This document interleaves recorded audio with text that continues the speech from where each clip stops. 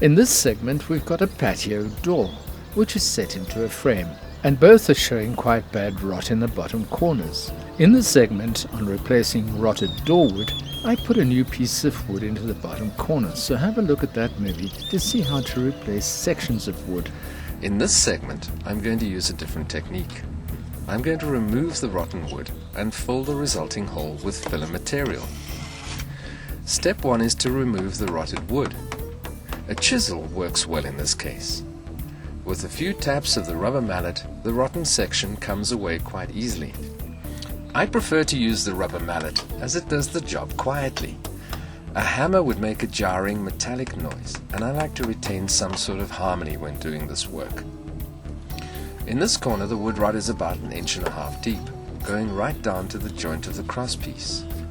A little digging and scraping, and eventually you'll get all the rot out and expose the healthy wood below. Once you're satisfied that all of the rotted wood has been removed, you can prepare the filler.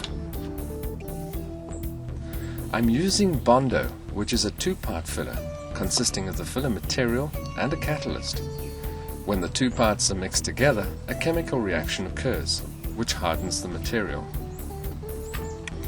I've found an old half tile, which is perfect to mix the filler and catalyst, and I'm using a paint scraper to do the actual mixing. The mixing instructions are on the container, and you've got about 15 minutes to work with the filler before it begins to harden. Once it does begin to harden, it's best not to try to apply it. There are other fillers which dry through evaporation. In other words, as the moisture evaporates from the material, it dries and hardens. While these are good fillers, they can take days to dry, especially in winter or in humid conditions, or when you apply a thick layer. You want your filler to harden quickly. A chemical filler will be hard enough to sand in about 45 minutes, so that's what determined my choice. This is the first time that I've done the job using this type of filler, and I found it awkward to keep control of the material. It took some practice before I was able to get it to go where I wanted it to be. Nothing to do with the product, just a little learning curve, and practice does the trick. The size of the applicator that you use is very important. Eventually, I opted for a plastic shim to use to apply the filler, and this worked quite well. It was just the right size.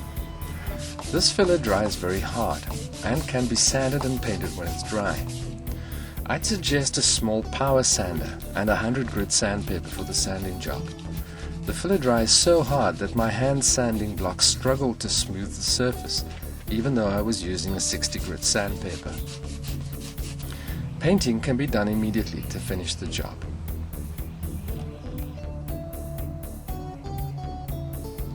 So that was pretty easy. Clean out the rotted wood, fill the hole, sand it smooth, and give it a coat of paint.